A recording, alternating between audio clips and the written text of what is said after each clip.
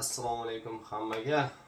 Do'stlar, bugungi videorolik orqali Xudo xohlasa har doim shu o'zim bilgandek Qozog'iston dokumentlar bo'yicha gaplashamiz. Xudo xohlasa. Qozog'istonda dokumentatsiya qanday bo'ladi? Qozog'istonda patent yo'q, как Rossiya. Xo'sh, oylik chek yo'q. Qozog'istonda faqat разрешение работа bor, gastovoy registratsiya bor. Mana shular orqali ishlaslaring bo'ladi. Hamma davlatda, hamma viloyatida Qozog'istonda почти bir xil. Razensasi katta emas, hech qancha deyarli razensasi yo'q. Xo'sh, Qozog'istonga ishga bormoqchi bo'lganlar, dokumentatsiya qilmoqchi bo'lganlar, endi hozir O'zbekiston fuqarolarini aytib o'taman, keyin boshqa davlatnikini. Xo'sh, O'zbekiston grajdanlari Qozog'iston territoriyasiga kirgandan bir oylik bez propiska, bez necha yurishga haqqi bor. Biz necha yurgandan keyin bez propiska yurib, chiqib ketsalaring, chiqib ketgandan keyin 3 oy kirolmasliklaring mumkin. Bu po zakonu mana shunday. Ishlamoqchi bo'lganlar 1 oylik registratsiya qilasizlar, propiskaga qo'yib, undan keyin 1 oylik tugashiga 1 hafta qolganda, xo'sh, 3 oylik разрешение работаga topshirish kerak. Yani nima deb tushuntirsam, Qozog'istondagi xullas UFMSga borib, migratsion son deyiladi. Migratsion songa borib, dokumentatsiyaga topshirsalaring, уже 3 oylik registratsiya qilib beradi. Buning narxi, xo'sh, hozir 1 oylikning narxini aytaman. Qozog'istonda 1 oyligining narxi где-то 5000 tanga. O'zbekistonga ham, Tojikiston fuqarolariga ham bir xil. 5000 tanga bu rublda hisoblanadi, rovno 1000 rubl. Plus minus endi bo'lishi mumkin.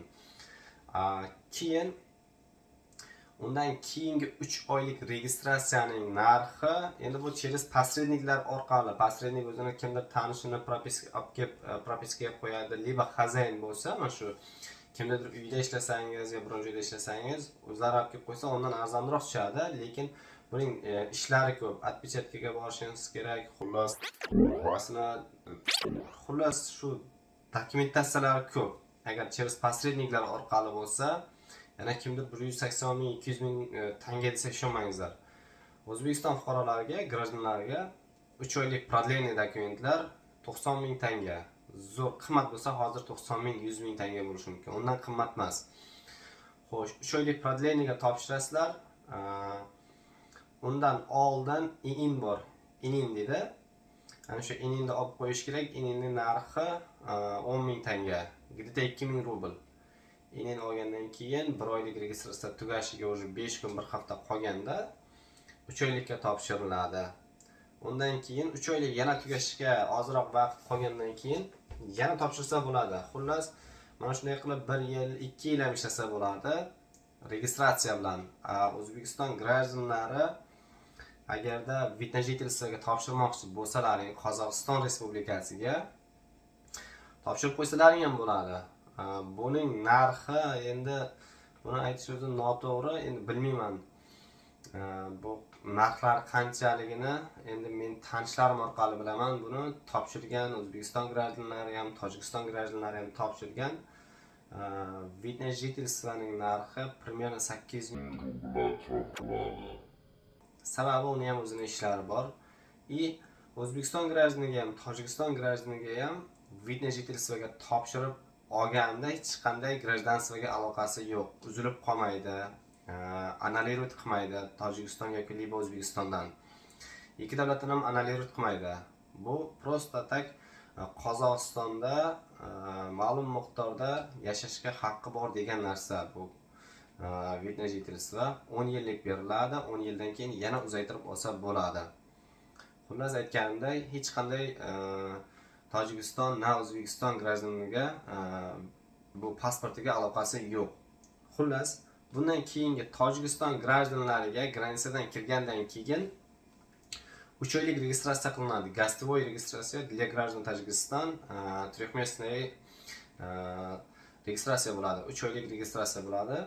Undan keyin xuddi oldin aytganday yana 3 oylik продление bo'lib ketaveradi. Mana kimdir o'ylashi mumkin, 3 oylik gastovoy qilsam-da, granitsa пересkat qilsam, O'zbekistonga granitsaga chiqib kelsam, liba Rossiyaga granitsaga chiqib kelib ishlasam bo'ladimi deganlarga yo'q. Agar 75 kunlik mana shu gastovoy registratsiya 75 kundan o'tdi, keyin 90 kun kirish yo'q. Gransiya perskat qilgandan keyin. 75 kun yetmay turib ham agar 2 marta 3 marta chiqib kirsa, уже unda ham kirish yo'q. Qozog'iston 90 kun kirgizmaydi. Lekin meni o'zimda mana shunday bo'lgan. Qozog'iston menga 131 kun zapret qo'ygan. Qozog'istonga kira olmaganman men. Qozog'istonga kira olmaganman. Buni o'zimni ham hozir ko'rsataman. Imni pasportimga qo'yilgan. Mana Qozog'iston pasporti O'zbekistonda pechatiga mana 131 kun yozib qo'yibdi. 131 kun kira olmaganman. Xo'sh, keyin mana shunday kira olmaysizlar. Qozog'istonda ishlayotganlar mana shu narsani ko'pchilik o'ylaydi. Bu puli arzon, xullas shunday qilib kirib chiqib yursam bo'ladi deb, lekin bu narsa noto'g'ri. Как положено 3 oylik gastovoy registratsiya qildi, lebo 1 oylik gastovoy registratsiya qildi. Undan keyin shu как положено разрешение работаga topshirish kerakda. Tixa shu bilan ishlash kerak. Oxirgi paytlar 2024 dan buyog'iga 2024-2025 уже Qozog'iston ham для migrantlar, уже migrantlar uchun жестко turyapti. Polni reyd uyushtiryapti hamma joyda. Polni dokumentatsiyalarni tekshiryapti. Уже без dokument yurish Qozog'istonda ham endi ne stoyt. Oldinlari где-то 2021, 2022, 2020 yillar bolalar уже целый год bez dokument yurib gransiyadan chiqib yana qaytib kirardi. Hozir u narsa juda kamdan kam. Shuning uchun Qozog'istonda dokument qilish tizimlari mana shunday. Tojikiston grajdanlariga ham vid na jительствоga topshirib olsa bo'ladi. Hozir именно Qozog'istonda chem Rossiya osonroq.